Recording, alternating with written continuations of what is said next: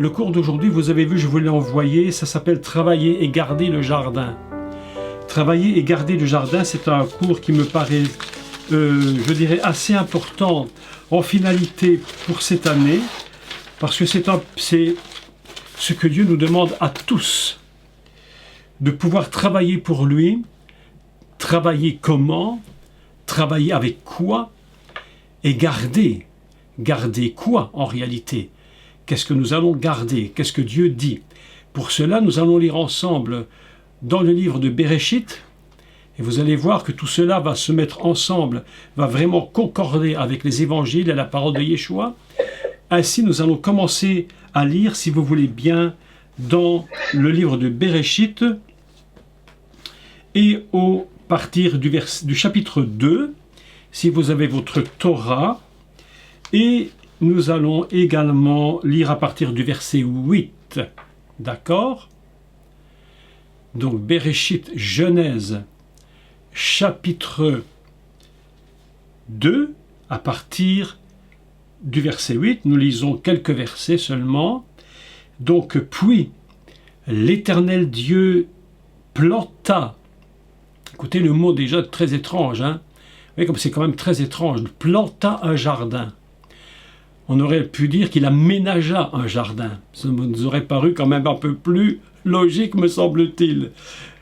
Chez nous avons un jardin, nous ne plantons pas de jardin, nous aménageons un jardin. Mais ici, Dieu planta un jardin en Éden, du côté de l'Orient, et il y mit l'homme qu'il avait formé. L'Éternel Dieu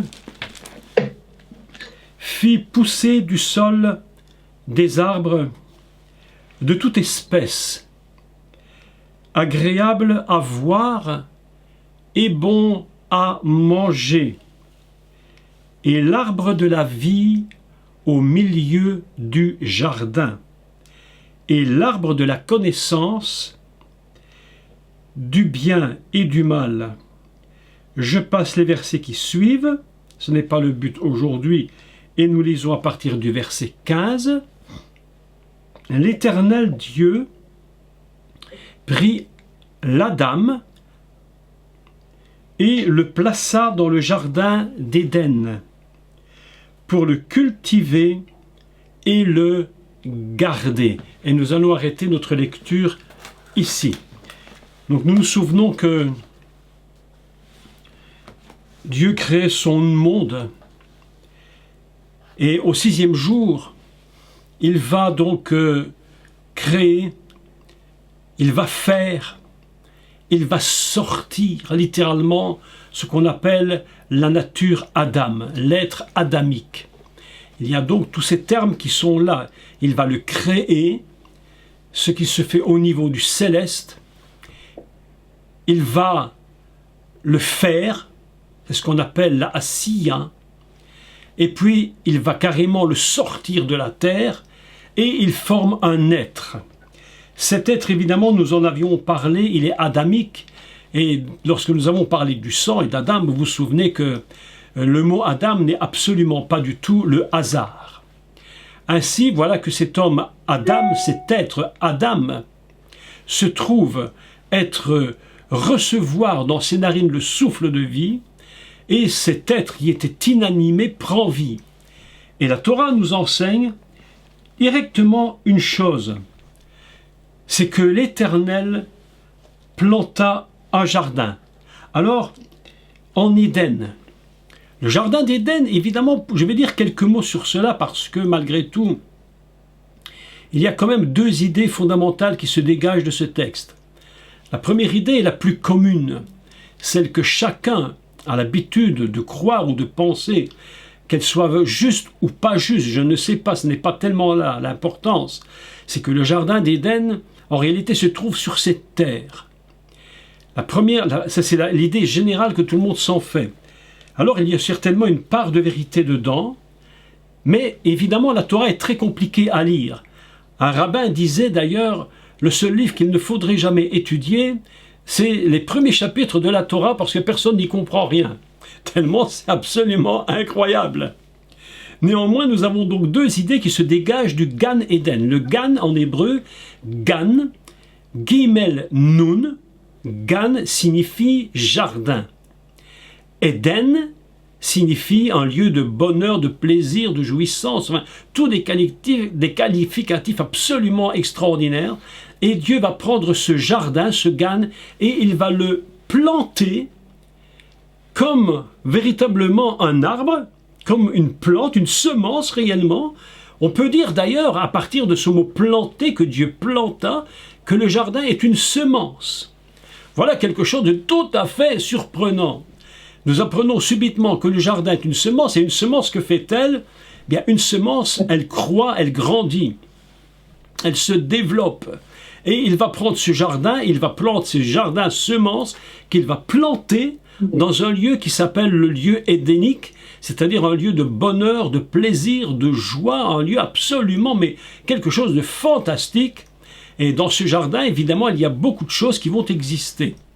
Donc les deux idées premières qui se dégagent de ce texte, c'est soit, ou peut-être, les deux à la fois, ce qui serait peut-être probable, qu'il y a un jardin, j'allais dire, une réalité historique et purement physique, terrestre, et à la fois une idée d'un jardin qui lui est complètement céleste, complètement spirituel. Ainsi, nous apprenons une chose, c'est que si le jardin est terrestre, il est à la fois non seulement céleste, mais en plus de cela, nous nous rendons compte que ce jardin a un troisième niveau, et je pense que des niveaux, il y en a encore bien d'autres, mais 3 niveaux fondamentaux. Ce jardin se trouve en nous-mêmes. Nous possédons en nous ce jardin.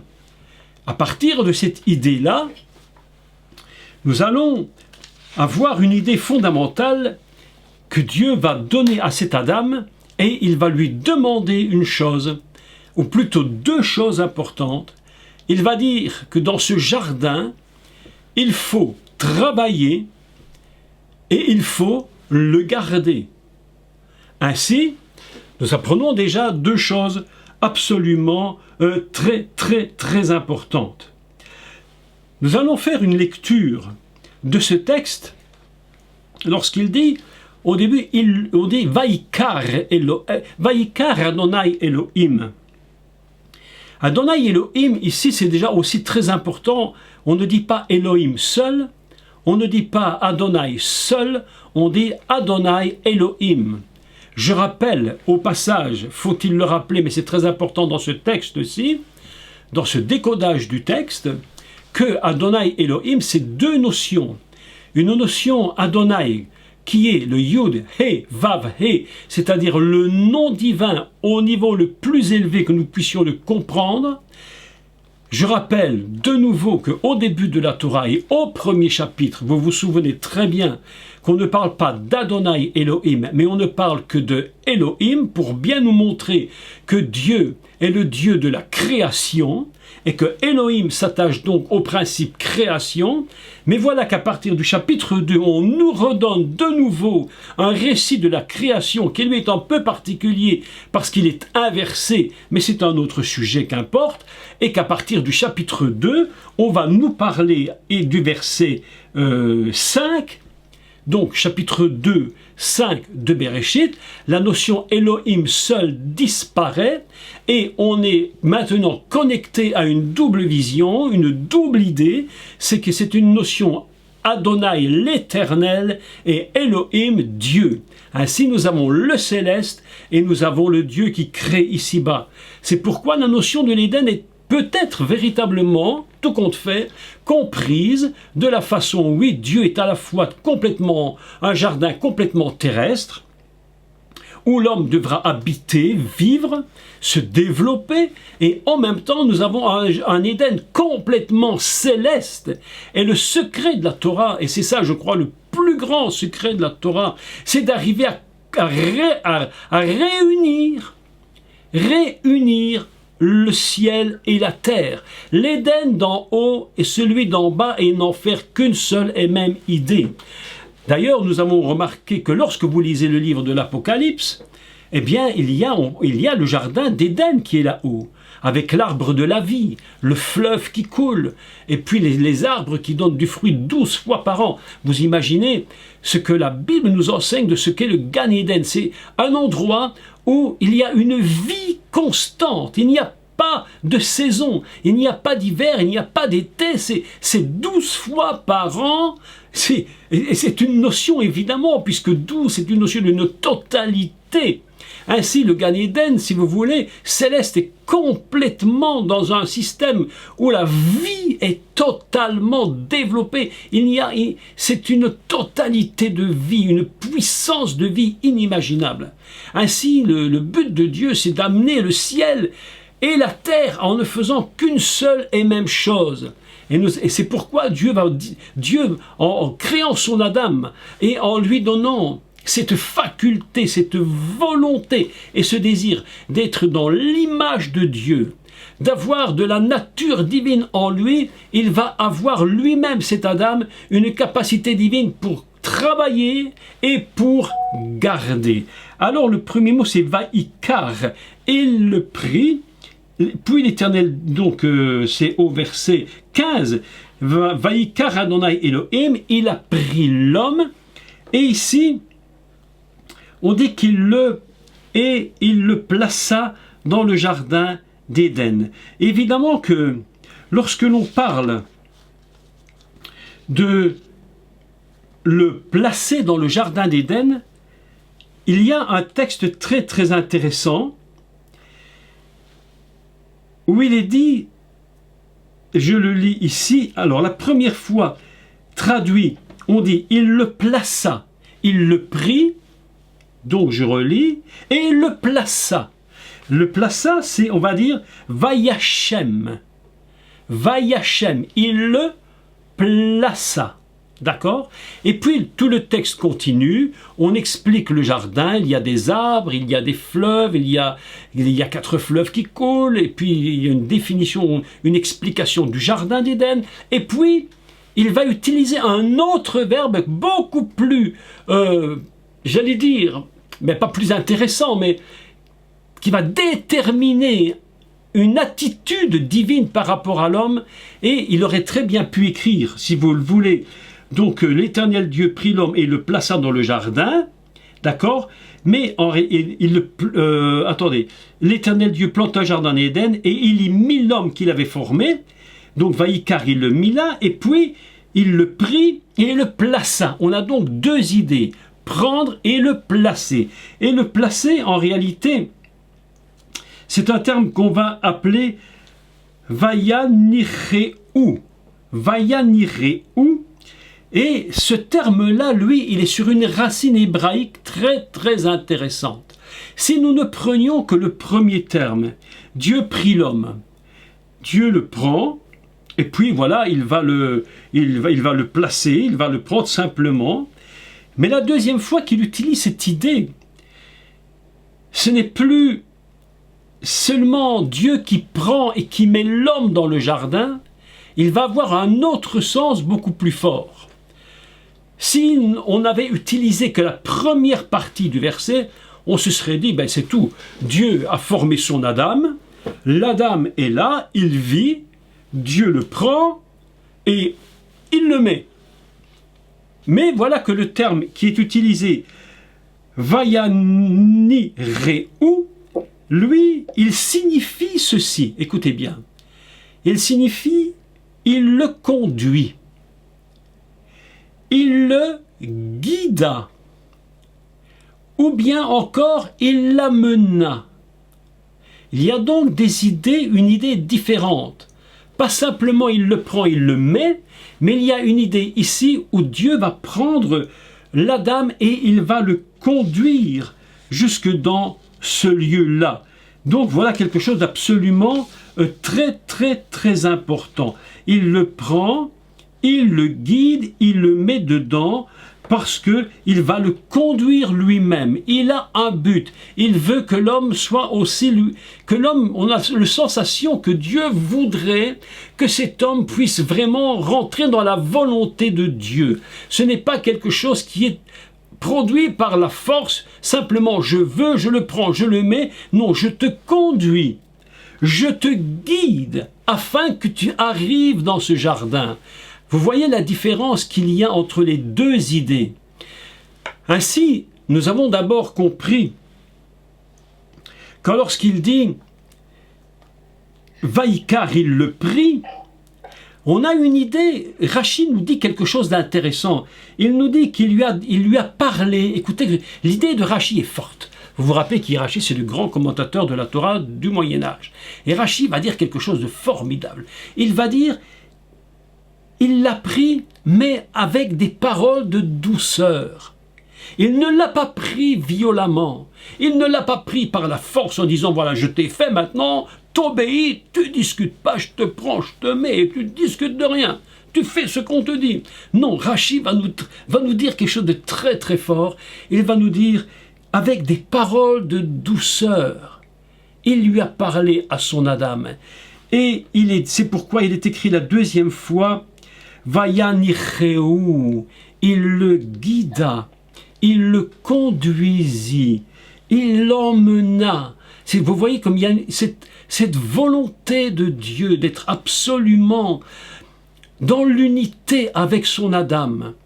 On a la sensation, quand on lit ce terme, cette phrase, Vayanicheu, on a une sensation de douceur, on a une sensation de calme, de plaisir, une sensation où Dieu nous dit, mais je vais t'amener dans mon jardin, et tu vas voir comment tu seras heureux si tu participes avec moi à cette marche. Vous vous souvenez que le Messie avait dit, je suis le chemin, la vérité, la vie, je suis le chemin. Haniderer, je suis le chemin. Si tu veux rentrer dans ce jardin d'Éden, il est un chemin, mais un chemin de douceur. J'aime beaucoup cette phrase, lorsqu'il dit « avec des paroles de douceur ». Vous savez, mes amis, lorsque Dieu regarde son Adam, le but de Dieu pour toi, pour moi, le but que Dieu a sur ta vie, dans un couple, quel est le but de Dieu dans un couple? C'est que nous soyons heureux ensemble, que nous vivions en harmonie et en paix, que nous puissions avoir le bonheur dans nos maisons, c'est-à-dire le bonheur dans notre jardin d'Éden personnel. Et c'est avec douceur que Dieu nous y amène. N'est-ce pas que c'est extraordinaire? Vayanicheu, il le guida, comme si l'Adam ne savait pas le chemin, comme s'il n'aurait pas pu le trouver par lui-même. Il fallait qu'il soit guidé pour arriver dans ce chemin. Il le guida, il l'emmena, il le conduisit. Ça, c'est extraordinaire comme texte. Ainsi, nous avons une idée formidable. Et l'Éternel Dieu prit l'homme avec des paroles de douceur et il le conduisit, il l'emmena, il le guida en étant bien certain qu'il arriverait dans ce jardin. Voilà déjà une lecture du texte que je trouvais tellement belle. Lorsque j'allais relu le texte hébraïque, les autres fois, il ne m'avait pas frappé. Mais cette fois-ci, en le relisant, je me suis dit, mais comment Dieu avait mis de la compassion, de l'amour pour lui? Et voilà que nous continuons maintenant notre texte parce que ici, nous allons avoir une autre idée par rapport à la racine de ce verbe. Je voudrais expliquer la racine de Vayanicheu. La racine de ce mot, c'est naro. Naro, c'est donc, je l'ai dit, trois choses: conduire, guider, amener. Mais si vous les conjuguez, par exemple, dans une forme hébraïque qui s'appelle le pahal, alors vous savez ce que ça veut dire? Écoutez, c'est absolument surprenant. Au pahal, ce même verbe signifie se reposer. Bon, qu'est-ce que cela peut vouloir dire? Eh bien que Dieu, Elohim, Adonai Elohim, pour reprendre la formule de la Torah, l'éternel Dieu, la connexion, l'éternel Dieu, Adonai Elohim, il va le conduire, mais dans un but précis, c'est qu'il puisse être dans le repos. Est-ce que ça ne nous fait pas penser à quelque chose? À Noach, puisque lorsqu'il dit Naro, c'est la racine de se reposer. Comment s'appelait Noé? Noach. Noach, son père avait dit, il viendra pour nous consoler de la fatigue, du travail de nos mains. Ainsi, c'est absolument extraordinaire que voilà que l'Adam, en réalité, il est basé exactement sur une même idée que Noach. Ou plutôt inversement, je devrais dire le contraire, Noach est conduit lui-même dans l'idée de Adam. Il recommence l'humanité, il va donc reprendre le même chemin. Ainsi, le mot Vayanireu a la notion au Baal de se reposer. Je te conduis, je t'emmène, je te place, mais avec dans le repos, pour que tu sois dans ce jardin un être qui vit dans le repos. L'idée est absolument fantastique. Et lorsqu'il il est dans le repos, mes amis, il n'est pas dans le repos au moment où il le mène, où il est dans le jardin. Déjà en l'amenant dans le Gan Eden, l'idée de le conduire, c'est déjà une idée de tranquillité et de paix. Et je lis évidemment le petit commentaire de Laurent et de Sandrine qui nous disent « Il me fait reposer dans de verts pâturages ». Mais oui, exactement. Le Gan Eden, c'est un endroit de tranquillité, de paix, de verts pâturages. Donc voilà où nous sommes dans une idée absolument fantastique. Mais vous savez que, puisque la racine de « il le plaça », c'est également la racine de « il se reposa », l'hébreu est une langue très spéciale. Je crois qu'elle est la seule langue, je le dis chaque fois, mais c'est tellement impressionnant, que lorsqu'on y rajoute une lettre particulière, on a une autre idée qui vient frapper notre regard. Cette racine de Nun Ret est une racine à laquelle on peut rajouter une lettre.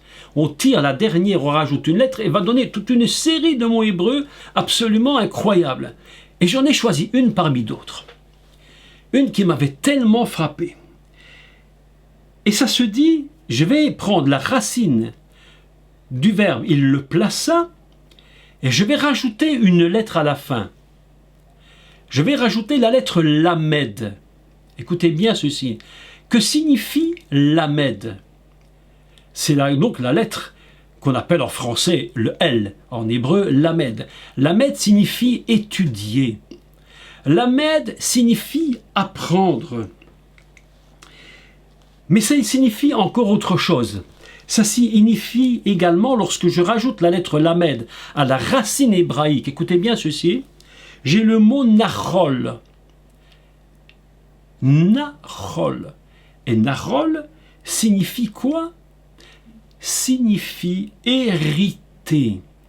Signifie posséder, signifie être mis en possession. Comme si je disais, je suis en possession de mon héritage. Mais il y a une condition pour que je sois vraiment possesseur de mon héritage, pour que le repos devienne mon héritage, c'est-à-dire que le naro devienne donc le narol. Il faudra que je me mette à quelque chose de particulier qui s'appelle l'étude. L'étude. Ainsi, lorsque je rentre dans mon jardin, lorsque je vais rentrer dans ce jardin, la chose qui va se produire pour que je puisse hériter complètement de ce jardin, hériter de ce que Dieu me donne, profiter des verts pâturages, profiter du repos du jardin, il va falloir que je me mette au travail. Et Dieu va dire deux choses absolument très importantes. Il va lui dire, il faut, ce que je te demande, Adam, c'est que tu travailles et que tu gardes. On va dire les avda, pour travailler, et pour le garder. Tu vas travailler et le garder. Certaines traductions ont écrit pour le cultiver, mais le mot hébreu, véritablement, c'est travailler. Tu travailleras pour travailler, je te mets dedans, et pour le garder. Ainsi, nous avons deux choses. C'est que nous apprenons ceci, qui est très important, c'est que le jardin d'Éden, le Gan Éden, est un lieu qui n'est pas un lieu qui est fait pour les paresseux, mais un lieu qui est fait pour les travailleurs. Alors aujourd'hui, vous avez vu quelle galère en France avec ces grèves impossibles. On veut travailler beaucoup, on veut travailler moins, on veut plus d'argent. Enfin, je ne dis pas qu'ils ont tort ou raison, je ne vais même pas discuter, c'est même pas le problème. Mais enfin, on est dans un système de travail. Et évidemment que le travail est indispensable. Et dans le jardin d'Éden, il y a deux choses absolument indispensables qui sont les fondements même de ce jardin. C'est ce que Dieu dit à son Adam, tu travailleras, je te mets dedans pour travailler, je te mets dedans pour le garder. Donc, nous apprenons une chose.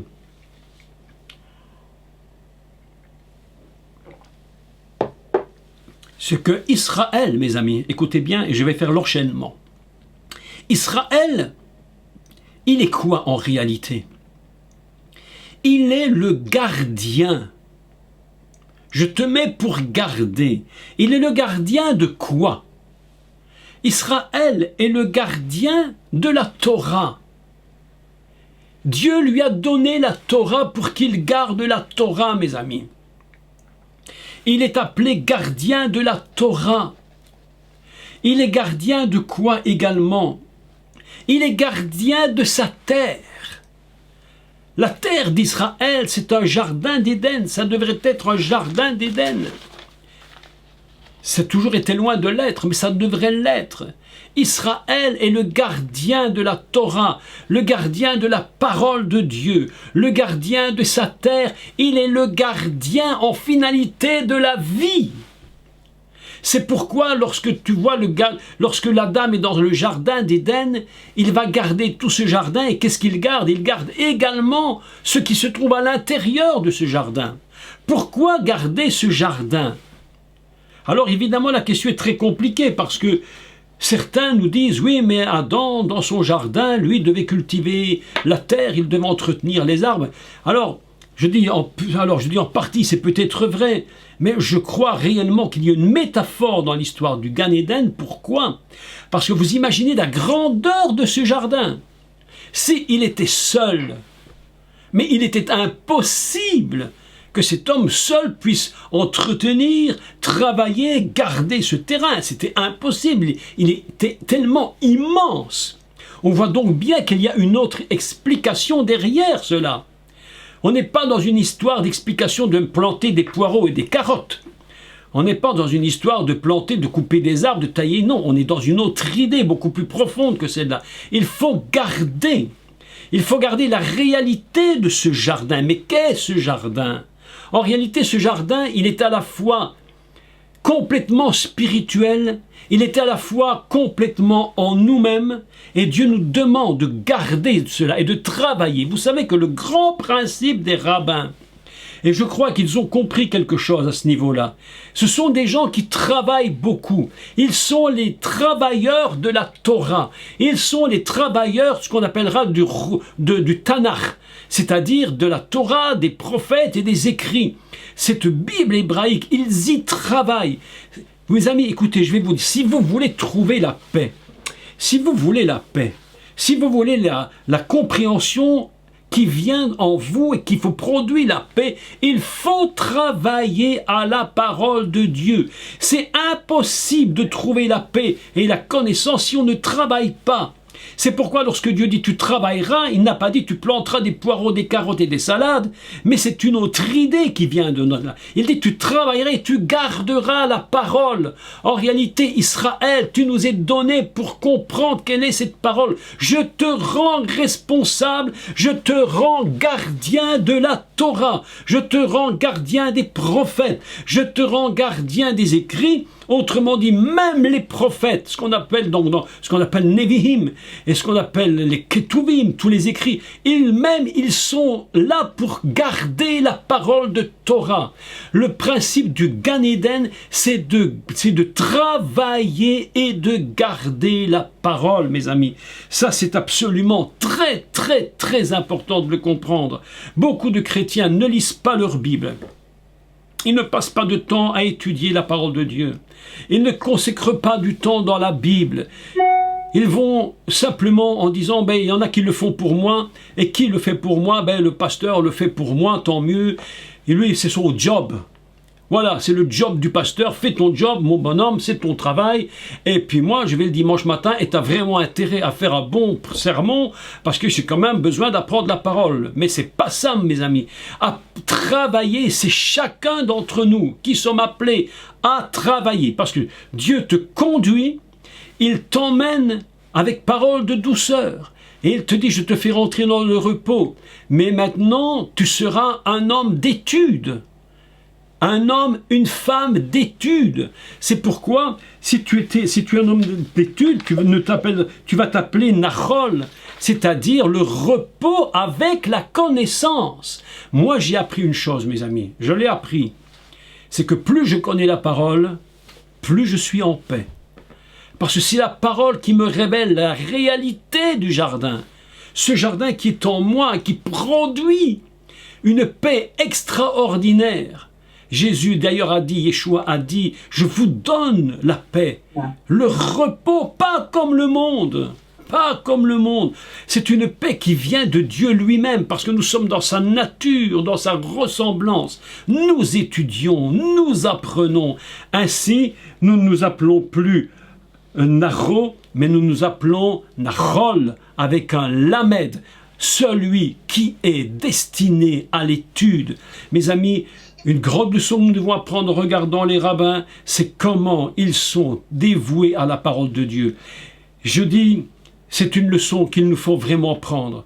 Beaucoup de chrétiens sont paresseux, ne lisent pas la Bible, ne se plongent pas dans l'écriture, ne cherchent pas à comprendre. Ils attendent que tout se fasse pour eux. Ils sont comme des bébés. Ils attendent qu'on leur mâche la nourriture et qu'on leur mette la parole dans leur bouche. Il faudrait-il encore que le pasteur la mâche avant eux, parce qu'il n'a pas mâché, ils ne la mangeront même pas. Mes amis, nous ne pouvons plus en être là. Nous ne pouvons plus en être là, je vous le demande. Aujourd'hui, si vous voulez devenir des hommes et des femmes de paix dans un jardin d'abondance, c'est la parole qui vous gardera. Et la parole, c'est pas seulement je lis comme ça tous les jours un petit peu, c'est te plonger dedans, étudier. L'autre jour, une dame m'écrit, elle me dit, écoutez, elle va peut-être se reconnaître, je cite pas les noms, pas utiles, pas nécessaires, mais elle me disait, voilà, on m'a prophétisé que je serais prophète. Quelqu'un m'a dit, ok, moi je suis pas contre. Si la prophétie est vraie, pourquoi pas, tout compte fait. Mais, en finalité, qu'est-ce qu'un prophète? C'est un gardien de la parole. Quelqu'un qui travaille, mais sa vie n'est plus qu'une seule et même chose. Travailler à la parole, garder la parole, protégeons la parole. Faisons très attention aux doctrines qui nous sont envoyées, à tout ce qu'on nous raconte de droite et de gauche. Nous devons être des protecteurs de la parole de Dieu. Si nous ne sommes pas protecteurs de cette parole, les fausses doctrines vont rentrer dans nos maisons, dans nos églises. Et que lorsqu'on frappe à la porte, toc, toc, toc, c'est le témoin de Jéhovah, mes amis, eh bien, il n'y a pas de problème. Moi, quand un témoin de Jéhovah vient chez moi, je le reçois. Il y a un jour, il est venu chez moi, un témoin de Jéhovah. Je lui ai dit, vous êtes mal tombé, mon cher monsieur, ou plutôt vous êtes très bien tombé. Parce qu'ici, je vais vous montrer comment je traduis, je vais vous expliquer. Alors, ils étaient là à la maison. Et puis je leur expliquais la parole. Le gars ne pouvait plus rien répondre. Il n'arrive même plus à sortir parce que je le gardais pour lui parler. Et alors, à un moment donné, le temps est passé. Il a dit, il faut que je m'en aille. Mes amis, vous savez, j'ai connu des gens qui étaient des chrétiens. Je ne sais pas si vous avez connu ce genre de personnes, mais je pense que c'est la même chose en France, en Belgique, en Suisse, dans le monde entier. Lorsque les témoins de Jéhovah viennent à la porte, on peut les critiquer, mais en faisant du courage. Et vous savez, les gens mettent les pieds dans la porte. Et alors, non, écoutez, c'est trop drôle. Mais laissez-moi vous raconter ça, parce que c'est très, très comique. Et en même temps, c'est un peu dramatique, mais c'est très drôle et dramatique à la fois. Le gars, il vient, il dit, je vous apporte la lumière. Ah, mais gloire à Dieu, c'est bien, tu m'apportes la lumière. Mais le type était très mécontent, parce qu'il avait réveillé le samedi matin. Alors, il lui dit, écoutez, il dit, la société électrique, et la société électrique aussi m'apporte la lumière. Alors prenez vos affaires et allez-vous-en. Il a mis son pied, il a mis le type dehors. Mes amis, je dis une chose, les chrétiens aujourd'hui, par manque de connaissances, ne savent même plus défendre la doctrine du Seigneur Jésus. Face à des témoins de Jéhovah déterminés, face à des mormons déterminés, face à des gens terriblement déterminés, face à des musulmans terriblement déterminés et qui ont une connaissance de leur doctrine à eux, mais très pointue, je vous assure. Les chrétiens ne savent même pas se défendre. Ils n'arrivent pas à se défendre. Et ainsi, j'ai connu même des chrétiens qui avaient quitté l'Église pour aller dans les doctrines de témoins de Jéhovah et autres. Pourquoi? Parce qu'ils ne sont pas les gardiens de la Torah. Ils ne sont pas les gardiens de la parole. C'est pourquoi lorsque la Torah commence en disant à Adam, tu travailleras et tu garderas, mes amis, c'est pas une question d'être jardinier. C'est pas la question de faire du jardinage. C'est une question de nous tenir dans la parole. Gardien de la Torah. Israël, tu es le gardien de la Torah. Israël, tu es le gardien de ton pays. Tu es le gardien de la vie. Israël, tu es le gardien de la vie. Vous comprenez cela, mes amis? C'est tellement important. Et le principe de garder la vie est si important que lorsque la chute est venue, lorsque le péché est rentré dans le jardin, parce qu'on n'a pas su garder le jardin, je me suis toujours posé une question, dont j'en avais fait d'ailleurs quelques textes, et je suis en train d'écrire là-dessus un peu plus tard un livre. C'est sur le serpent, sur le Nachash. Je me suis toujours posé cette question. Pourquoi le Nachash était-il dans le jardin d'Éden? Comment se fait-il qu'il y est entré? Puisque la Torah nous enseigne que c'était l'animal des champs, non pas l'animal du jardin d'Éden. C'était un animal des champs, c'est-à-dire un animal qui était, on appelle ça le sadé. Mais comment se trouvait-il dans le jardin d'Éden? Alors il y a probablement beaucoup d'explications, mais une explication qui, moi, m'avait quand même parlé, à laquelle j'avais réfléchi, était la suivante. Je me suis posé la question, est-ce que la dame avait gardé le jardin? Est-ce qu'il avait pris du temps pour garder? Parce que mes amis, si nous ne travaillons pas à la parole de Dieu, si nous ne protégeons pas notre jardin d'Éden individuel, mais mes amis, si nous ne le gardons pas et qu'il y a une ouverture, mais évidemment que le serpent va rentrer. Et si ce n'était pas son lieu, il le devient. Ainsi, Yeshua va dire une parole qui est quand même très intéressante. Il va dire que le diable rôde. Il rôde. Moi, je vais vous dire ceci. Tant qu'il rôde, ne t'inquiète pas. Il n'y a pas de souci. Il fait son job de serpent.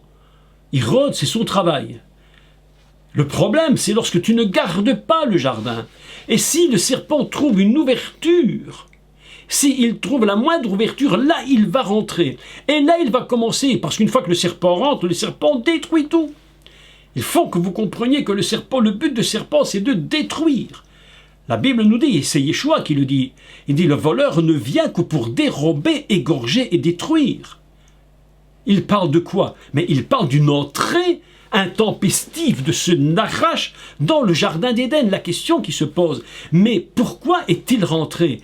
Dieu n'avait-il pas dit, tu travailleras et tu garderas le jardin? Ainsi, voilà que le Nachash rentre, parce que je pense que quelque chose n'avait pas été réalisé par la dame, et probablement qu'il avait laissé aller son travail de gardiennage, d'étude, et ainsi le serpent est rentré. Aussi longtemps que vous étudierez la Torah, les prophètes, les écrits, les évangiles, la vie du Seigneur, aussi longtemps vous garderez la doctrine. Mes amis, le serpent peut venir, mais vous garderez. Ainsi, l'idée de travailler et de garder a tout à voir avec l'idée de nous garder dans la paix et dans le repos. Faisons attention. Le serpent peut rôder, mais ne le laissons jamais entrer. Et lorsque le péché est entré, vous allez remarquer quelque chose d'absolument dramatique. Lorsque le péché est entré dans le monde, la notion de garder même la vie a disparu. Même la notion de garder la vie a disparu, et c'est pourquoi il est écrit dans Bereshit, Genèse au chapitre 4. Il est écrit ceci, Vayomer lo adati, il dit,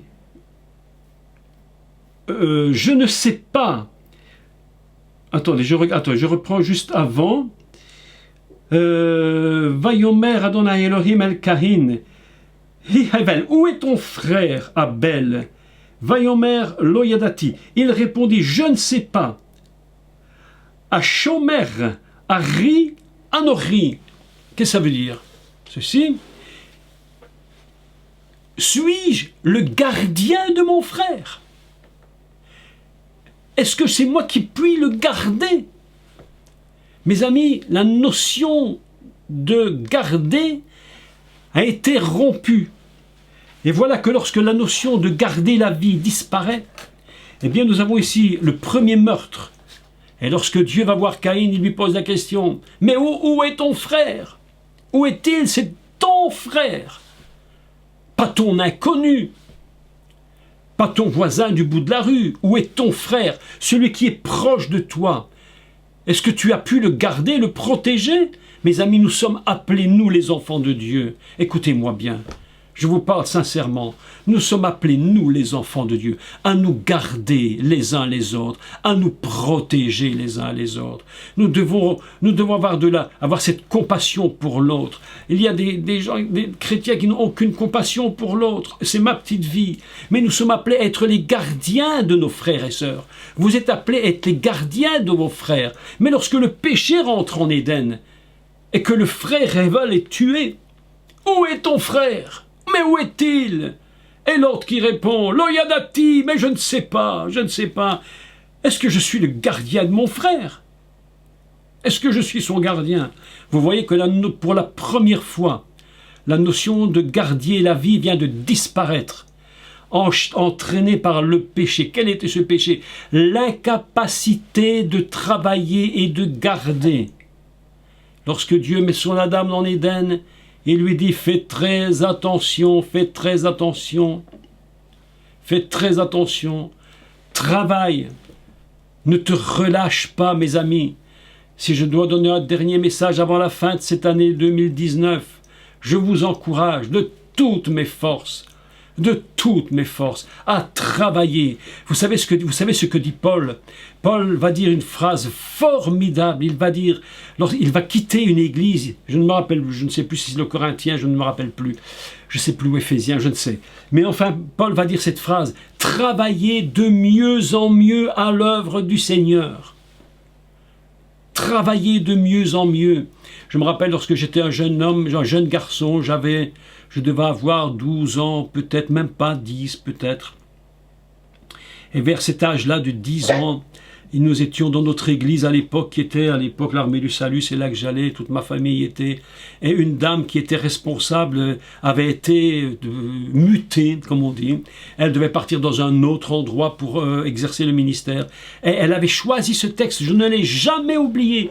Ça fait 57 ans que j'ai retenu cette phrase, mes amis. 57 ans que j'ai retenu cette phrase et qui me revient souvent à l'esprit. C'est Paul qui leur dit « Travaillez de mieux en mieux à l'œuvre du Seigneur ». Voilà une vérité qu'il faudra bien que nous retenions avant cette fin d'année 2019. Mes amis, je vous encourage de tout mon cœur, de toute ma force, à travailler de mieux en mieux. N'attendez pas que Jacques Collin soit là pour le faire. N'attendez pas après moi. Si demain je n'étais plus là, supposez que demain je ne sois plus là. Vous savez, vous avez de la chance que je suis ici aujourd'hui. Hein? Ah oui, je vous le dis. Il y a une semaine, je disais ça à mon ami Marie-Laure, il y a une semaine, et peut-être aussi à Daniel, je ne sais plus si je lui avais dit, mais il y a une semaine, je vous dis, j'ai manqué des trucs. J'ai vu la mort à 20 mètres de moi. Si Dieu ne nous avait pas gardés, aujourd'hui, nous étions au cimetière, moi, ma famille et mon fils. Nous étions au cimetière. Sur l'autoroute, j'ai manqué de prendre un camion et puis des barrières de travaux à du 80 à l'heure à une vitesse inimaginable. J'ai freiné à bloc. La voiture s'est arrêtée à 1 mètre, 1 mètre ou 2 des barrières de sécurité. On était quasi morts. J'ai cru que c'était fini. Dieu nous a gardés. Et c'est pourquoi je vous dis, on ne sait pas de quoi demain est fait. Aujourd'hui, je suis là, mais ne vous appuyez pas que sur moi. Beaucoup de gens m'écoutent en ligne, près de 1 200 000 personnes ont écouté des cours. Je leur dis, c'est magnifique, je bénis Dieu pour ça. Mais travaillez vous-même à la parole de Dieu. Plongez-vous dans les Écritures. Fouillez les textes. Essayez de comprendre. Si vous ne comprenez pas, priez. Vous pouvez écouter des cours en ligne. Il y a moi, il y en a d'autres que moi. Il n'y a pas que moi sur cette terre, évidemment. Si vous m'écoutez, ça me fait plaisir. Les gens sont bénis par ces cours. Mais travaillez vous-même de mieux en mieux à l'œuvre du Seigneur. Vous ne savez pas demain de quoi il est fait. Et puis devenez ainsi les gardiens de la parole. Soyez remplis de cette force de garder cette parole, garder la doctrine. Et surtout, ne perdez jamais cette idée fondamentale. Et ne dites jamais, suis-je le gardien de mon frère? Suis-je le gardien de ma sœur?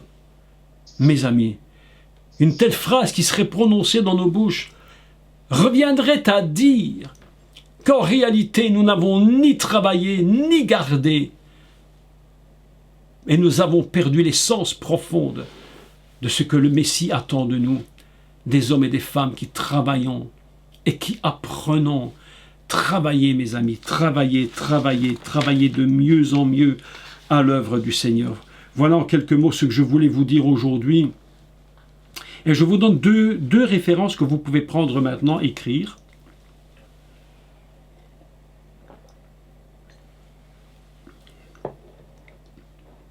C'est le psaume 119, au verset 44.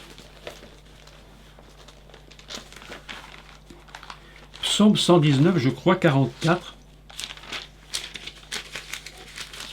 J'espère que c'est la même référence en français que dans le texte hébreu. 119, 44, et je vais... Voilà, c'est ça exactement. Je garderai ta loi constamment, à toujours et à perpétuité. Je serai le gardien de la parole. C'est un texte absolument admirable. Je garderai ta loi constamment, à toujours, à perpétuité. C'est là ce que Dieu demande de nous. Et alors le 121, 4...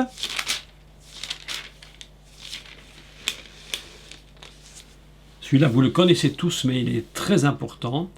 C'est la fonction d'unité entre Dieu et son Adam, entre Dieu et nous. Et il dit ceci: celui qui te garde ne sommeillera point. Lui, Dieu, il n'arrête jamais de te protéger, de te garder. Voici, il ne sommeille ni ne dort, celui qui garde Israël. Vous avez imaginé ce texte absolument magnifique. Dieu est lui-même le gardien. Dieu est lui-même le gardien de son peuple. Il le protège, il travaille pour lui constamment, il le protège, il le garde, il est la prunelle de l'œil de Dieu. Mes amis, si Dieu, et puisque Dieu est ainsi, et que nous sommes faits dans son image et dans sa ressemblance, nous ne pouvons en aucun cas nous soustraire à cette idée magnifique où il est dit ceci, et je reprends juste le début, et je paraphrase tout le texte. Il le prie, son Adam, avec des paroles de douceur. Magnifique. Il le conduisit, ou il le guida, pour qu'il ne se perde pas. Il l'emmena par le chemin, je paraphrase, dans le Gan Eden, pour qu'il hérite de cet endroit, je paraphrase tous les verbes, d'accord? Pour qu'il hérite de cet endroit, afin qu'il travaille et qu'il le garde, afin que la vie ne jamais s'arrête, ne puisse jamais s'arrêter, et que chacun de nous, et je termine, nous comprenions que nous sommes responsables, 1. Du jardin, 2. De la parole, 3. De le garder, 4. De garder la vie, de prendre soin des autres, de prendre du temps pour eux, savoir prier les uns pour les autres et ne pas se soustraire à ces choses. Et c'est ainsi, mes amis, que le texte va nous dire véritablement que lorsqu'il le plaça pour être dans le repos. Ainsi, nous avons une même idée. Lorsque Dieu rebâtit son monde avec Noach, eh bien, il l'a choisi pour qu'il soit celui qui allait donner le repos pour se reposer du travail fatigant de leurs mains suite à la faute. Mais nous, mes amis, je vous encourage et je termine, soyez des travailleurs de la parole de Dieu.